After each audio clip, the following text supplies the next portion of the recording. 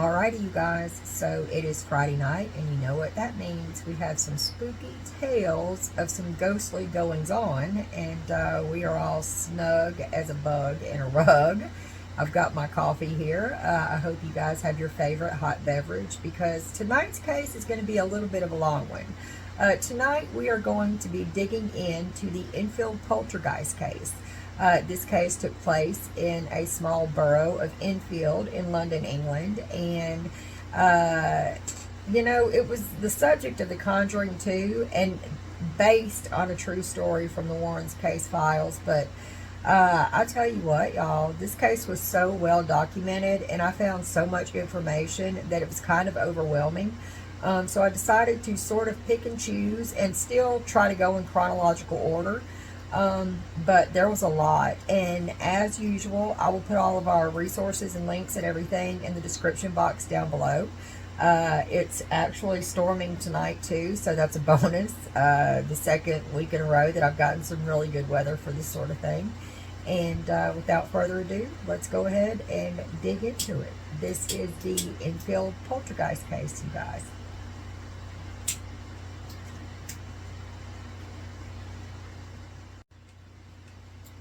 Okay, y'all. So, the year was 1977. Oh, that was a good year. I guess. I don't know. I wasn't here yet. But I heard it was a good year. Anyway, the year was 1977. The Royals were busy being royal. The Sex Pistols were busy being disruptive. And the Yorkshire Ripper was still having one ripping good time. Sorry, I had to. I know, dad jokes.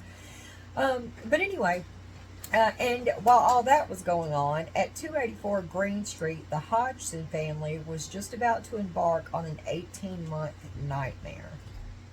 Peggy Hodgson was a single mother to 4 kids.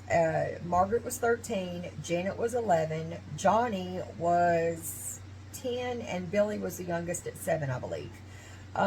Now, they had lived in a semi-attached council house at 284 Green Street, and that meant that they shared a wall with their next-door neighbors, the Nottinghams, and we'll talk about them a little bit coming up later. But anyway, Peggy had just gone through a really bad divorce, and they were trying to recover. As you can imagine, it's hard being a single mother, let alone having 4 kids. That has to be tough. I can't even imagine. And she was really stressed, and she was worried about keeping a roof over their heads and food on the table. And Peggy was pretty much a no-nonsense type of person. By all accounts, the children were very well behaved kids. They were polite. They did well in school, and aside from a little bit of bullying here and there, everything was okay. At this point in time, they were actually getting back to their new normal. Things were kind of calming down, and there was a little bit more stability than what there had been. And then this happens, right? It all started on a night when Margaret was especially tired. She had just put Janet and Johnny in the bed. They shared a room, and she was on her way down the hall to put Margaret and Billy to bed also. They shared a room. Now, John was going to a boarding school, so he wasn't home 99% of the time, but they were on break, so it just so happened that he was there.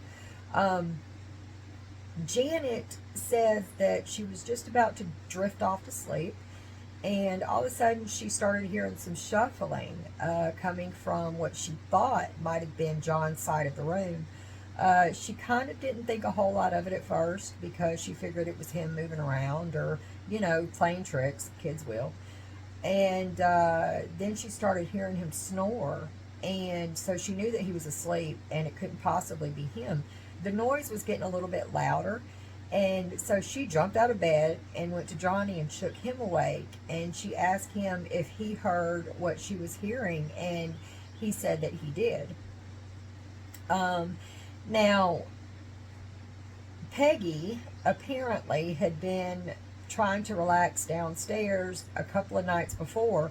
And Janet and John had come shrieking from the bedroom saying that their beds were shaking on their own. Like I said, Peggy was no nonsense. She didn't have time for that. So she admonished them and she'd send them back to bed. She was on her way to try to do the same thing with the taking a rest and having a glass of wine. And as she passed by the door, she could hear them in there whispering. And so she flung open the door, she turned on the light, and she caught them. She asked them what they were up to, and they told her that the chair had actually been moving around on its own in the corner of the room. And like I said, she wasn't having it. So she grabbed the chair, she tucked the kids back in bed, told them, you know, I'm not doing this tonight, go to sleep, you have school tomorrow. She grabbed the chair and she took the chair with her downstairs to the living room. Fast forward to a little while later, she's had her wine, she's had her rest, and she's tired. She's going back up to bed. And as she's passing the door, you know, turning off the hall light and everything, she hears somebody walking around in Janet and John's room. Janet and John were her problem children. So it probably wasn't the best idea to room those two together. But she did.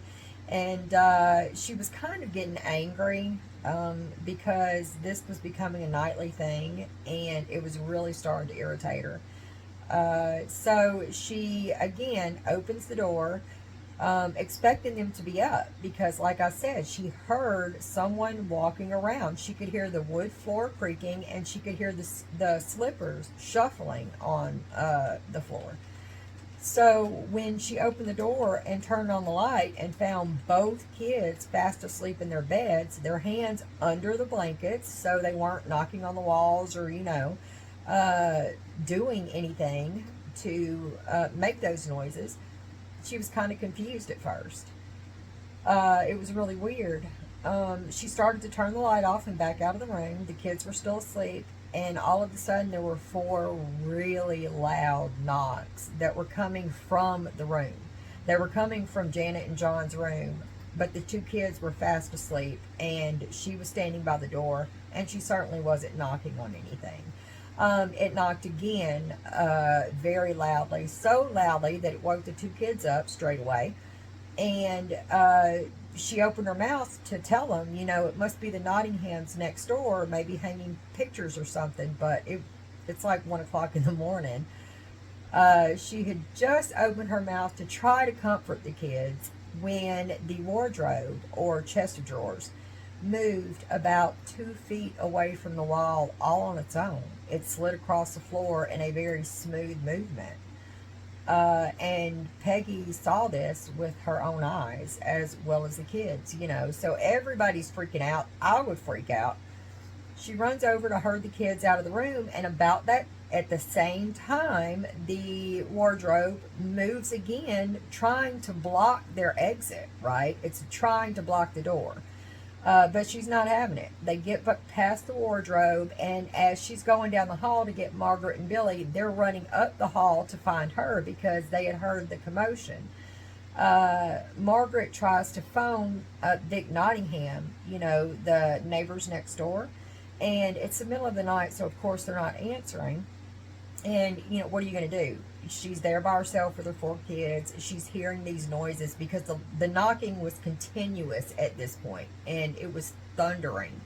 It was echoing through the entire house, and she couldn't think of a logical explanation for that because at this point in time, it seemed to be coming from everywhere at once. So she did what I would do. She grabbed the kids up and she ran next door to Vic and Peggy Nottingham's house, and she began to beat on the door. Vic came groggily, you know, wiping the sleep from his eyes because it's 1 o'clock in the morning. And Peggy starts to tell him about the wardrobe moving on its own and about the incessant knocking. She couldn't believe that she couldn't hear it outside because it had been so loud. So Vic throws his clothes on and he goes next door. Vic was a carpenter by trade, and he did a lot of smaller things in the house for Peggy when she needed, you know, maintenance type of things done. And so he decided that he would certainly be able to put her mind at ease and find a logical explanation for what was going on. Pipes or You know, something like that. So they make their way back to the Hodgson. That is so hard for me to say. The Hodgson house, and Vic goes in. He searches the entire house from top to bottom, from basement to bedrooms upstairs. He looked behind curtains. He looked in closets. He looked in cupboards. He looked everywhere, and he could find nobody there, and he could find no reason for the knocking. By the time they got back in there, Peggy felt kind of foolish because nothing was happening anymore.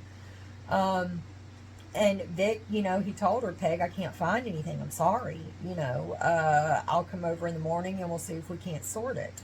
So he's on his way out of the house when the knocking begins again. And it's the same as it was before. It's thunderous and it scares the crap out of him, right? He doesn't know what to do. He tells Peggy, call the police. Call, you know, who are you going to call? You're going to call the cops, I guess. She talked to a sergeant at the local station. He sent 2 of his officers over, and to their credit, they showed up and they did do their due diligence. They listened to Peggy's story. They wrote down their report, and again, they searched the house just to see if they could find anything to make any sense out of what had happened. They did not, and they told Peggy, you know, we'll file the report, but everything was fine. You know, you guys should be okay. And they went to leave.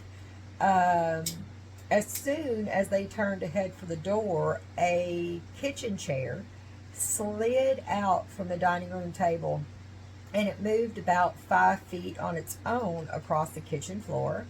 It raised itself up from the floor 2 inches and then came crashing down very hard on the kitchen tile.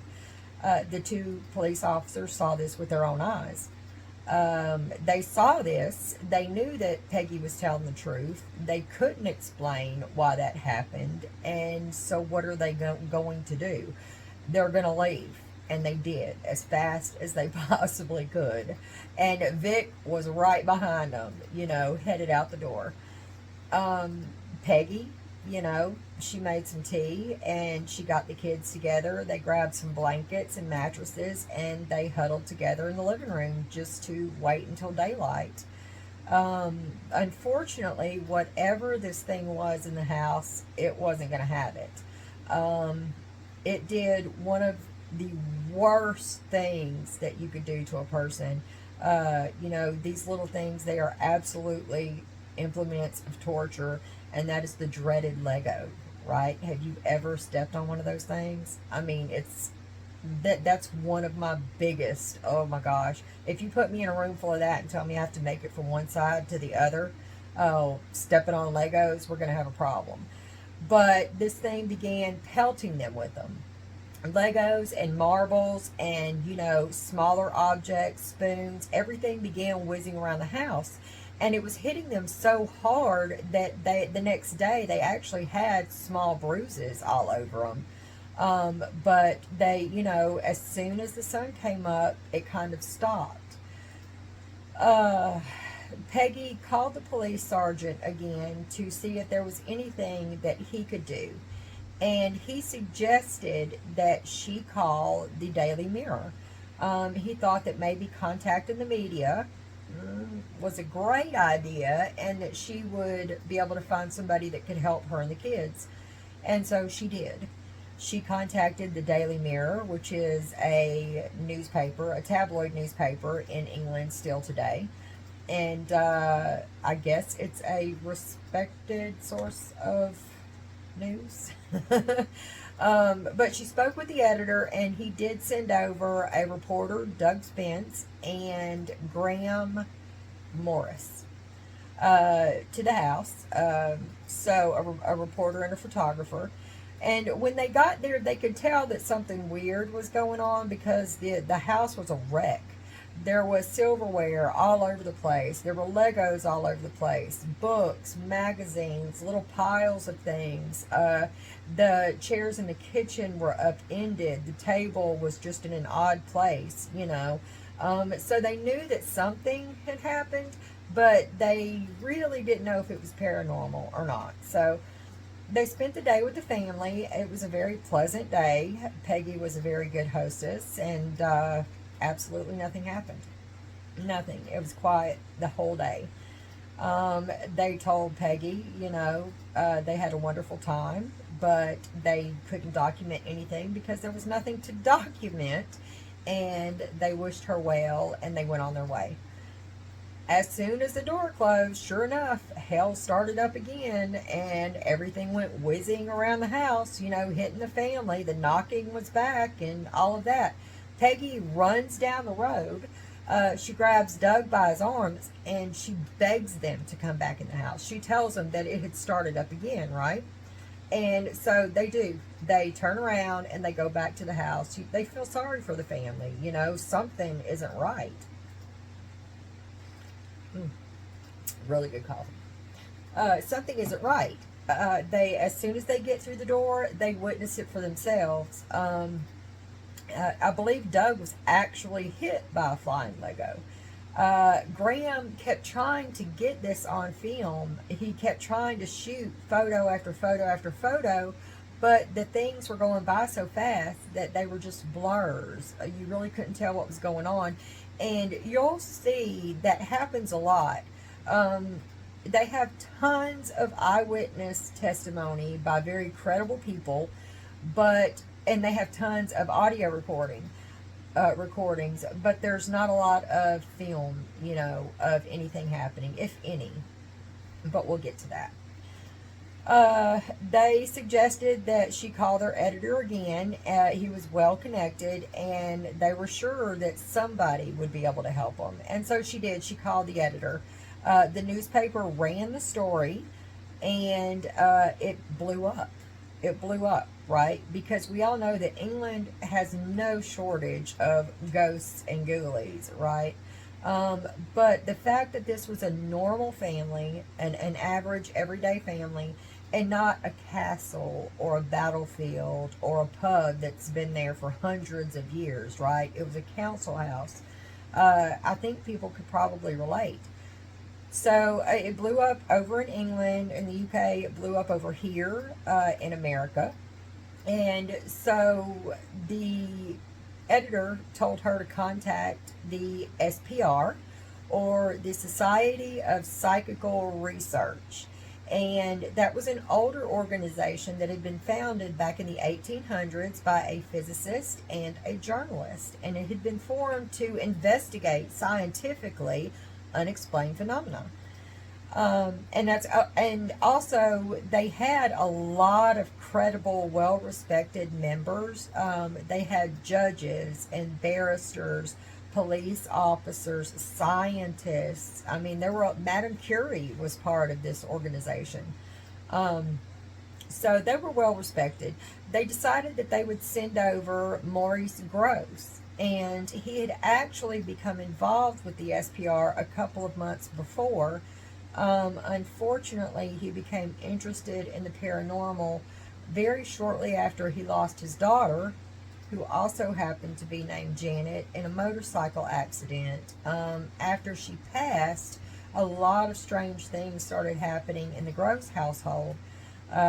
It was small objects moving around, whispered voices could be heard, and a really powerful feeling of a presence that was so overwhelming it would bring him to tears, So he knew that something was there, that the paranormal was a thing, but he couldn't explain it, and so that's what he wanted to do.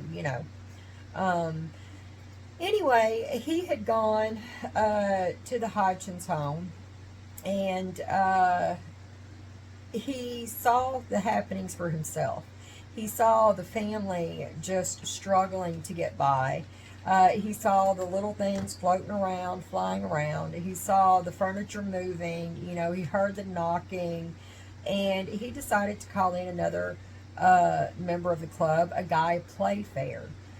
Guy came over, and Guy, thankfully, rigged up some cameras that whenever they detected movement, they would shoot bursts of photos, or they would shoot photos every couple of seconds, or, whatever it was. And so that's actually where we got a lot of evidence from.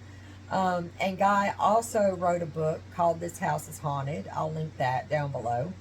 But it's a pretty good read. I liked it. And like I said, there's a lot more to the case than what we actually have time for. So if you read it, I don't think that you'll be disappointed. But they decided that the haunting had centered around Janet.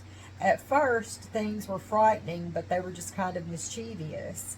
Guy, he was pelted by Legos and marbles. One Lego hit him in the face so hard that it drew blood. The books would float from the bookshelves. One of them, called Funny Games for Children, gently floated from the bookshelf and landed at his feet, which led him to believe that there were spirits of children inside the home and they were playing tricks. When nobody was around, things would just smash and break for no reason. A vase exploded on its own. Voices, whispers were heard coming from nowhere.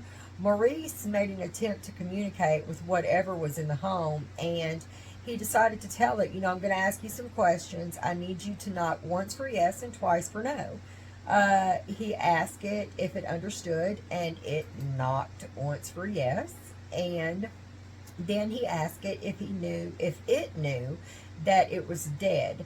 And it responded by knocking 53 times. So we have an entity with a sense of humor. Vic, the next door neighbor, had just finished up doing some lawn work, and he was on his way back to his house. He locked his shed up and he turned to head back in, and he saw Janet's curtains move in her bedroom.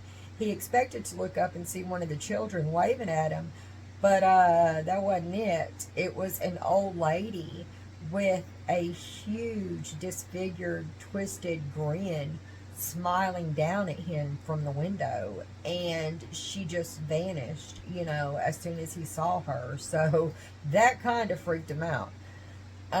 This same day, there was a lollipop lady that was on the way to work. We call them crossing guards here, but she was looking at Janet's window. Remember, everybody knows what the house is, what's going on there. And books were thrown at the window. And so she stopped, and she saw Janet rise from underneath the window on her back horizontally and levitate slowly around the room. Could you imagine? I can't imagine. But she saw that. And I'm trying to think about, oh, right, if you think that that's bad and that's freaky, it got worse for Janet. She was being pinched and slapped and bitten, and every night, without fail, cold hands would engulf her face, covering her mouth and nose, and try to smother her. She would scream, and everybody in the house would wake up, including Maurice and Guy, because remember, they spent a lot of time with the family. Maurice was bound and determined that he was going to prove that this wasn't a hoax, that these things were actually happening. So he ended up staying there a lot with them.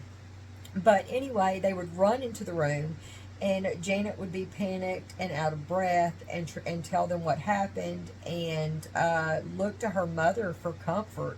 She wanted to leave the house, and Peggy refused. She wouldn't move. She absolutely knew that these things were happening to her daughter, but she refused to go anywhere. Janet was constantly tired. Her entire personality began to change.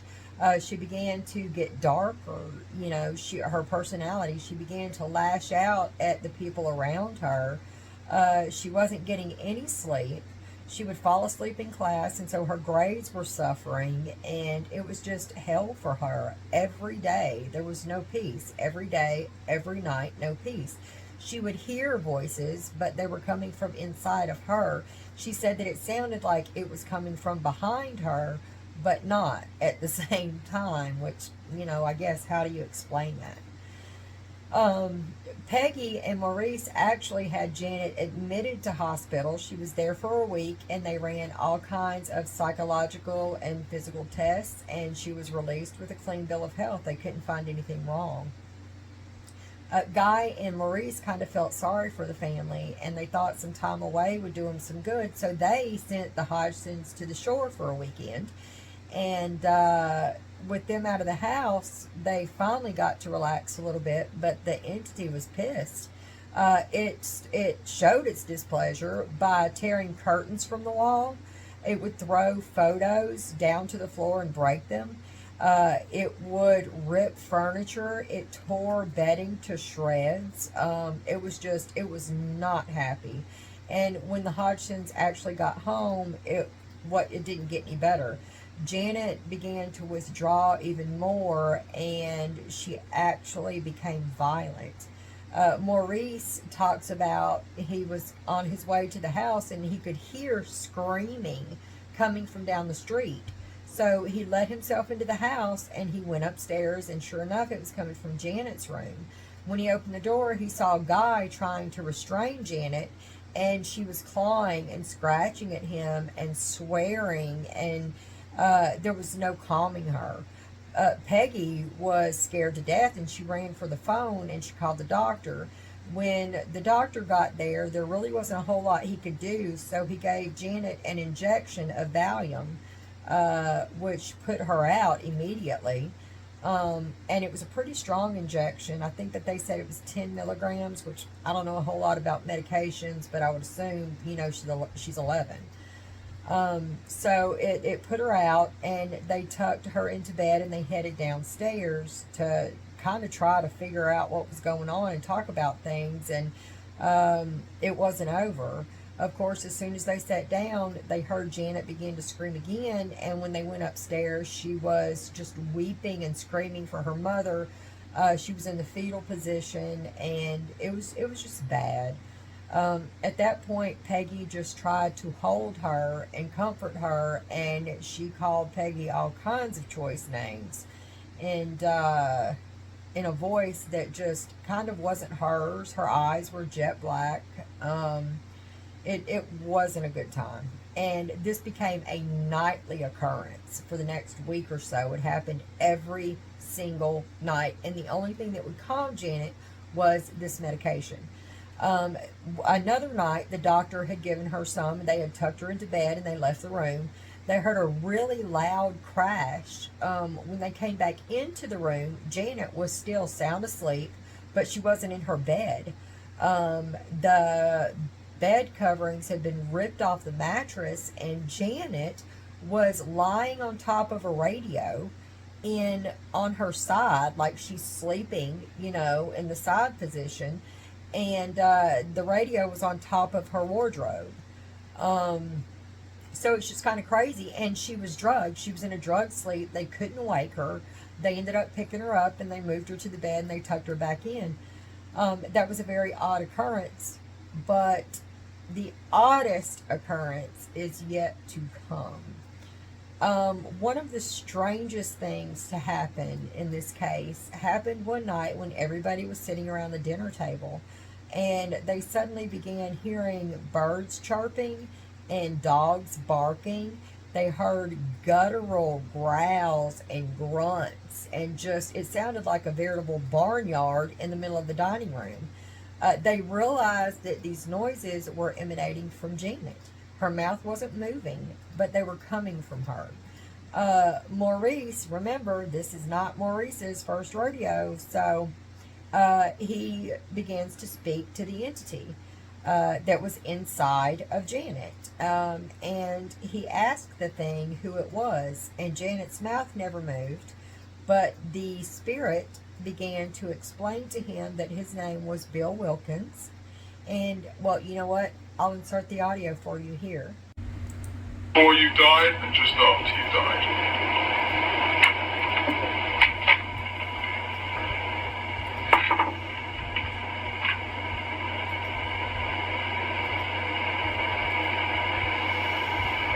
Days before I died, I went blind. Then the language and not fell asleep and I died in a chair in the corner downstairs. Here. There we go. Yeah. And I know what you guys are thinking. Right? It's kind of BS. But maybe not. I did some digging and it come to find out whenever you use that kind of voice, you can keep it up for a couple of minutes max, but it uses your larynx in such a way that it will actually cause damage if you do this for any length of time. Not to mention just a sore throat. Janet would do this for hours. For hours, 2 or 3 hours, she would do this. There were 3 voices. There was Bill, there was another gentleman, Fred, and there was an elemental named LV who had apparently been trapped inside of the home by a person named Gozer, who apparently lived there at one point in time, and he was said to have been a practitioner of dark magic. But he trapped Elvie in the house, and she was really upset. When it's said that when you tick off an elemental, they can be absolutely vicious. So, she would talk in those 3 voices, and Maurice, like I said, it wasn't his first rodeo. He would give Janet a glass of water and tell her to drink. She would hold the water in her mouth, and then he would tape her mouth up. And then he would address the entity inside of Janet, and still they heard the voice come from within. Still, just as clear as day, this gravelly old man's voice, or Elvie, who spoke with a higher pitched voice. I'll see if I can find a recording of Elvie. I'm not sure if I can, but if I can, I'll insert that here. So that's kind of creepy, not to mention the fact that, remember, I said that this was a global case, right? It spread like wildfire and everybody was interested in it. That Terry Wilkins, remember the entity that spoke through Janet? His name was Bill Wilkins. Terry found out about Bill and paid them a visit. He listened to the recordings for himself, and he said that was absolutely his father's voice, and that's exactly how he died. He went blind, and he suffered a hemorrhage, and he died in the chair in the corner downstairs, right? So the family didn't know that. They really didn't know much about the house prior to moving in. So that's kind of creepy. That is creepy. That freaked me out. I got chills when I read about that. But cue Ed and Lorraine Warren. So Ed and Lorraine, they did indeed investigate the Enfield Poltergeist case. If you call coming uninvited and spending 24 hours with the family, doing an interview, making a recording, packing up, right, and then just heading out. While they were there, Guy Playfair swears that Ed tried to get him to make a lot of money by selling the story, writing a book, making a made-for-TV movie, and that sort of thing. Guy refused. We'll touch on that in a later episode. And, that's kind of it, ladies and gentlemen. The theory that people were coming up with, there were a couple of theories. They found out that right before all of these things began to happen, Janet and Margaret were playing with the Ouija board in the home. That, coupled with the stress of Peggy's divorce and all of the financial issues, they thought maybe opened Janet's third eye, and she became kind of like a medium, right? She could hear and speak to the dead, and they could speak through her. She could channel spirits, if you will. Another theory suggests that this was a poltergeist case. Poltergeist is a German word that means noisy ghost, something like that. And what they suspect, and by they I mean scientists that study, parapsychologists that study this sort of thing, suggests that this generally centers around a child that's going through puberty. They don't realize that this is happening to them. It's all in their subconscious, and they don't understand that they're causing a haunting. But it's just psychokinesis, right? Uri Geller. As a matter of fact, Uri Geller was a famous psychic during this time, and he would actually do this thing where he would bend spoons.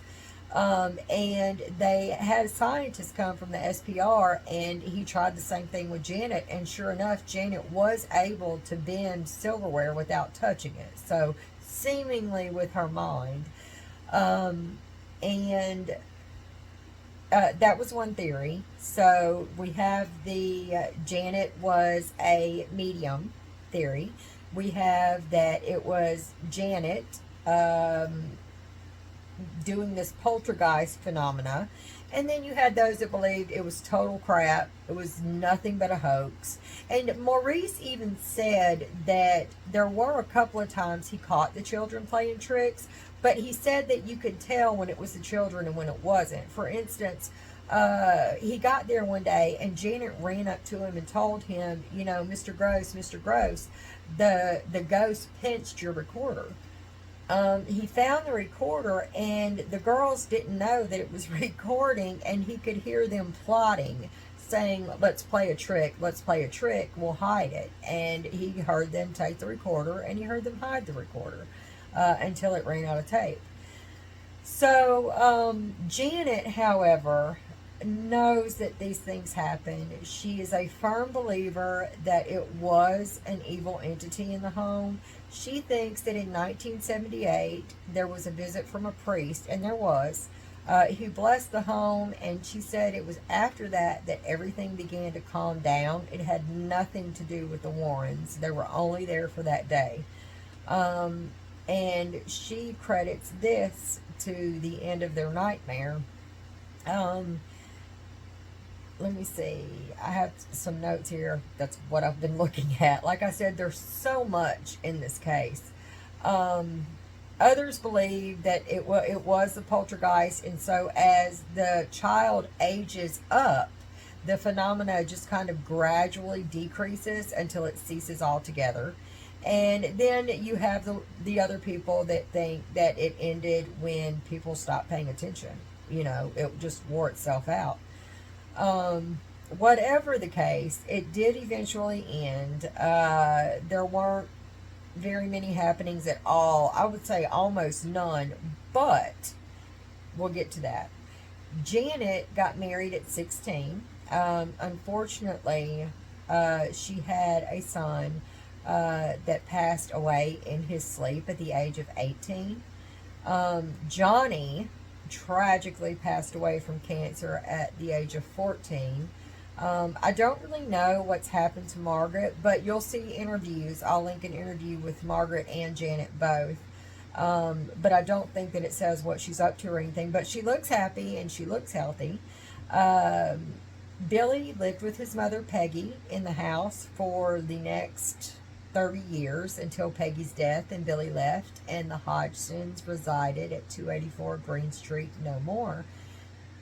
Janet insists, however, that up until Peggy's death inside the home, that there was always something dark there. There was always the feeling of a heavy presence. You always felt like it was watching you from the shadows, and it was just ready and waiting to make its comeback. So, who knows? Oh, bonus content. Sorry, making you guys seasick. Bonus content. Check this out. When the Hodgson family was completely out of the house, there was a lady named Claire Bennett, and she had 4 teenage boys. She moved into that house. She had no idea about the Enfield haunting, and her kids started complaining about hearing voices coming from downstairs, right? And she brushed it off because it's just nonsense. She has better things to worry about. She did kind of feel like she was being watched and never alone, but she thought maybe she was just being paranoid.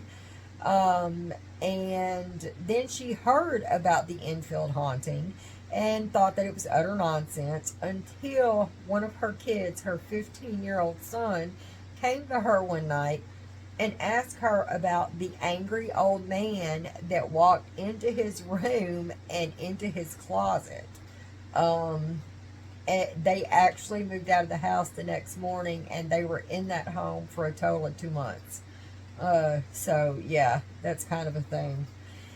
And that's it, you guys. That's it, ladies and gents. So I really hope that you enjoyed the Enfield Poltergeist case. There will be everything linked down below. I'm glad that you guys spent some time with me. Hopefully you'll be able to sleep well when you do. Please hit the like button if you like the video. I'm always in the market to make new friends, so please hit the subscribe button and the notification bell. And I will talk to you guys later. These videos will be going up every Friday at 6 p.m. Central Standard Time. Next week's is going to be a doozy. You might not want to watch that one by yourself. As much as I'm into this sort of thing, this case actually scares me. So we'll get to that one this coming Friday. Until then, I hope that you all stay safe, happy, and healthy, and I will talk to you later. Peace out, guys.